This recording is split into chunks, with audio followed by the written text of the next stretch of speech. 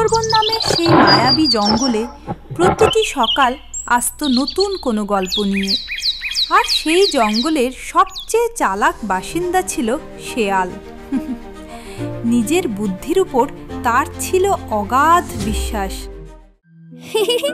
কি শেয়াল মশাই, আজ যে ভারী আনন্দ দেখছি।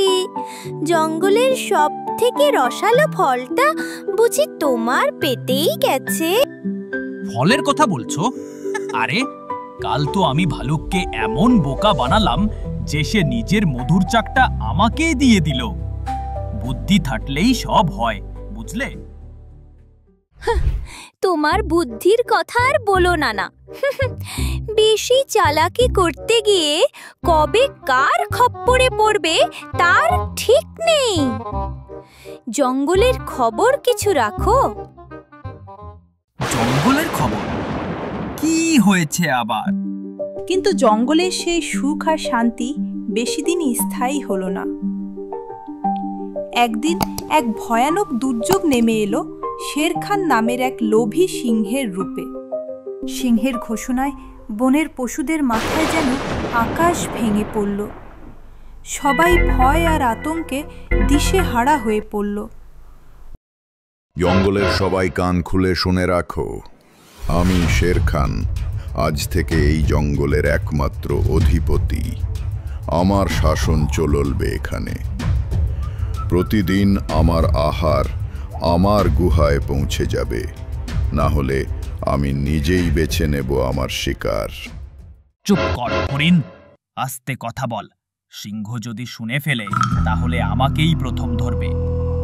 অন্যরা যখন ভয়ে কাঁপছিল, শেয়াল তখন ভাবতে লাগলো মুক্তির উপায়। কারণ সে জানত শক্তি দিয়ে নয়, বুদ্ধি দিয়েই এই বিপদ তাড়াতে হবে।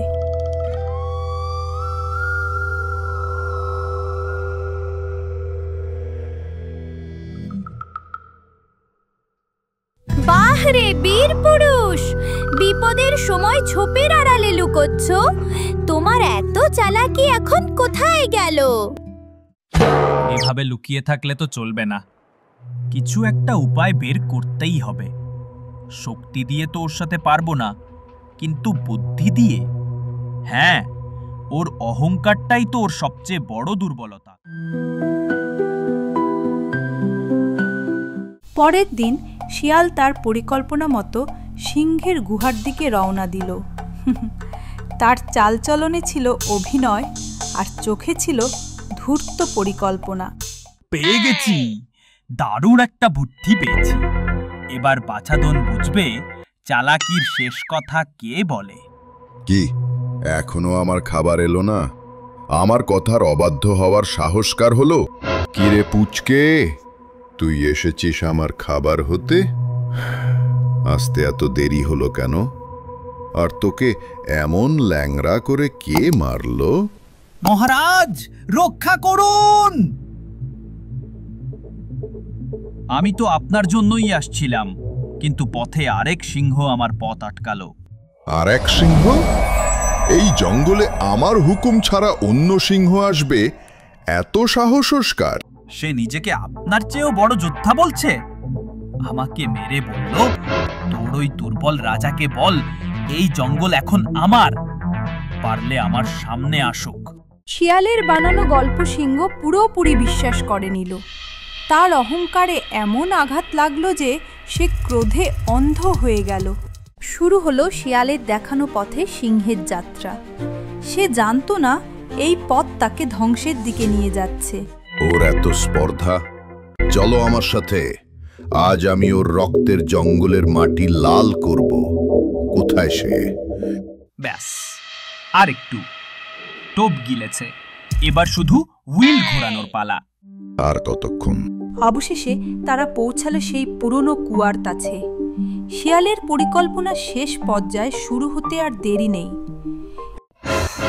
এসে গেছি হুজুর। ওই যে পুরনো কুয়াটা, ওটার ভেতরেই তার ডেরা। সে খুব চালাক, তাই লুকিয়ে থাকে। সিংহ কুয়ার স্বচ্ছ জলে নিজের প্রতিবিম্ব দেখে ভাবল এটাই তার প্রতিদ্বন্দ্বী। রাগে তার শরীর জ্বলে উঠল। মহারাজ, আস্তে! ওই দেখুন, জলের নিচে বসে আছে। আপনাকে দেখে ফেলেছে মনে হয়। আর ঠিক যেমনটি শেয়াল চেয়েছিল তাই হলো। সিংহ তার নিজের প্রতিবিম্বকে আক্রমণ করতে গিয়ে ঝাঁপ দিল কুয়ার গভীরে। একই করলেন মহারাজ, জলে কেন ঝাঁপ দিলেন? এদিকে জঙ্গলের মাঠে সবাই অধীর আগ্রহে অপেক্ষা করছিল। শেয়ালের একাই ফিরে আসাটা তাদের অবাক করে দিল। আমাকে তোলো, আমি ডুবে যাচ্ছি, বাঁচাও। শেয়ালের বুদ্ধির প্রশংসায় মুখর হয়ে উঠল পুরো জঙ্গল। সবাই বুঝতে পারল বুদ্ধিই সবচেয়ে বড় শক্তি। আর কোনো ভয় নেই। আমি ওই অহংকারী সিংহকে তার অহংকারের কুয়োতেই ডুবিয়ে দিয়ে এসেছি। কুয়ার অন্ধকারে ডুবে যেতে যেতে সিংহ তার ভুল বুঝতে পারল। তার অহংকার আর লোভই তাকে এই বিপদে ফেলেছে। তুমি আজ বুঝিয়ে দিলে শেয়াল, বুদ্ধি থাকলে গায়ের জোরেরও প্রয়োজন হয় না। তুমি আমাদের সবার প্রাণ বাঁচিয়েছ। জঙ্গলে আবার শান্তি ফিরে এলো। পশুরা নির্ভয়ে ঘুরতে লাগলো আর শেয়াল হয়ে উঠল সবার চোখের মণি।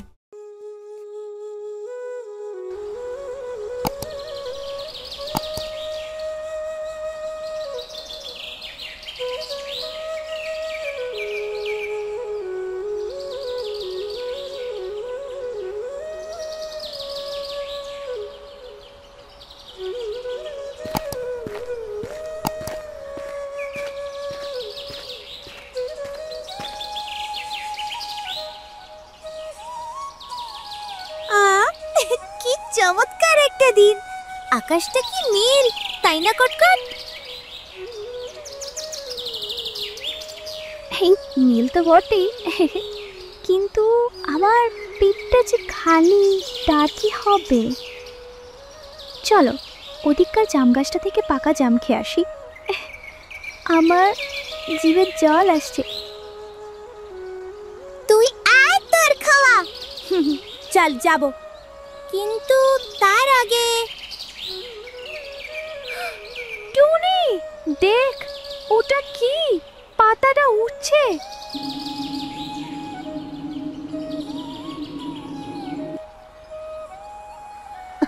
কি হলো রে? পাতাটা তোকে কিছু বললো নাকি? তোর মুখটা এমন ফ্যাকাশে হয়ে গেল কেন? কটকট, সর্বনাশ হয়ে গেছে। আমাদের বোন বিপদে। আজ রাতে আমাদের চাঁদের রাতে পৌঁছাতে হবে।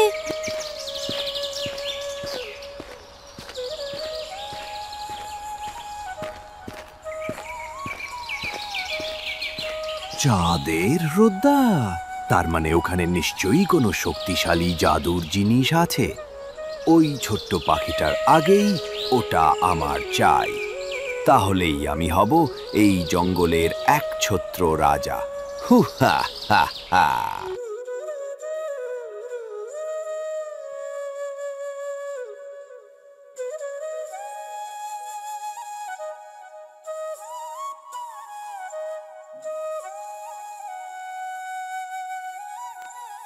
বাঘাহাতি, উঠুন, খুব বিপদ।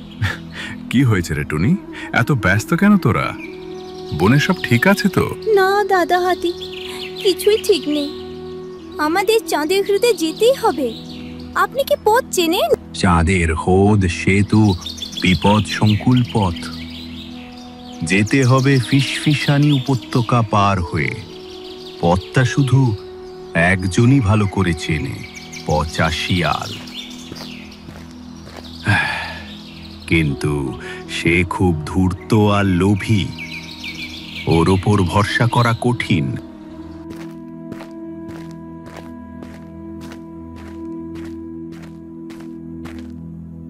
পচা শিয়াল?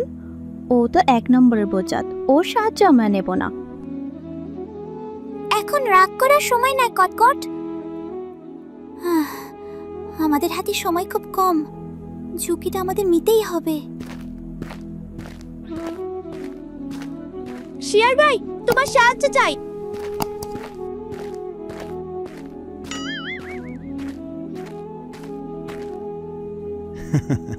সাহায্য?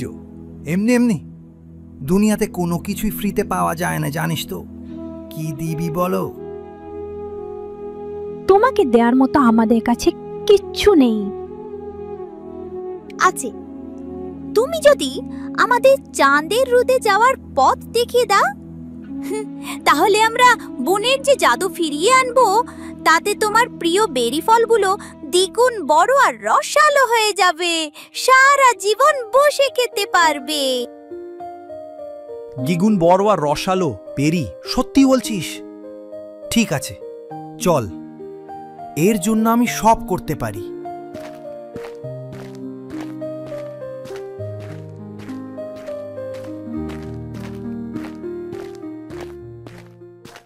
ওরে বাবা, এ কোথায় এলাম? আমার মাথা ঘুরছে। কোন দিকে যাব? আমারও ভয় করছে। দাদা হাতি বলেছিলেন মন শান্ত রাখতে। বাতাস যেদিকে বইছে সেদিকেই আসল পথ।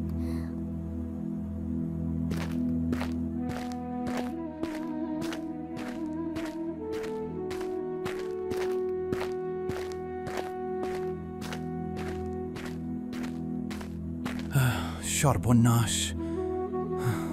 এই পিচ্ছিল নদী পার হব কি করে? পড়লে তো সোজা।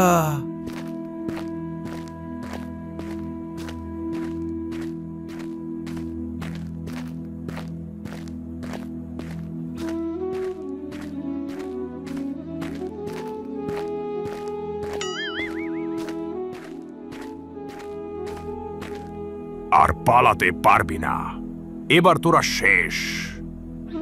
কটকট, তুমি লাফিয়ে যাও। শিয়াল ভাই, তুমিও। আমি ওকে আটকাচ্ছি।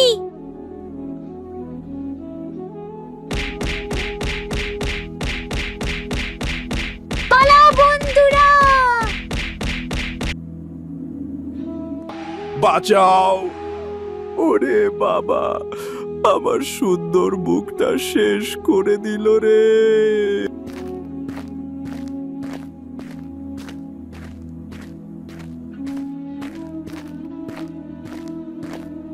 দাঁড়াও,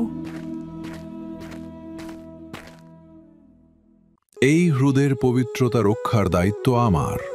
বলো, কেন এসেছো তোমরা? হে নাগমণি, আমরা বনে প্রাণ বাঁচাতে এসেছি।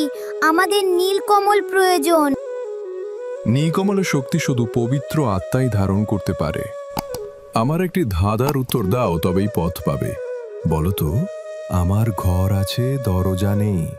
আমি রূপা দিয়ে গড়া, কিন্তু আমার কোনো তালা নেই। আমি কে? আমি জানি, উত্তরটা হলো ডিম।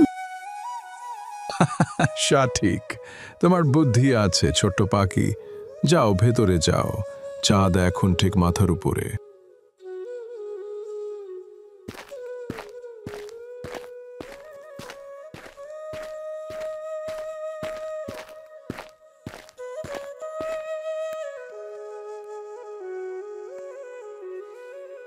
ওয়াও, কি সুন্দর!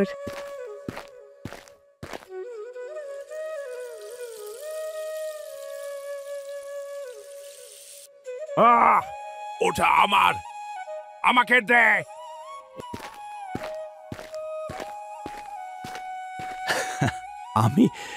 আমি কি ভুলটাই না করতে যাচ্ছিলাম?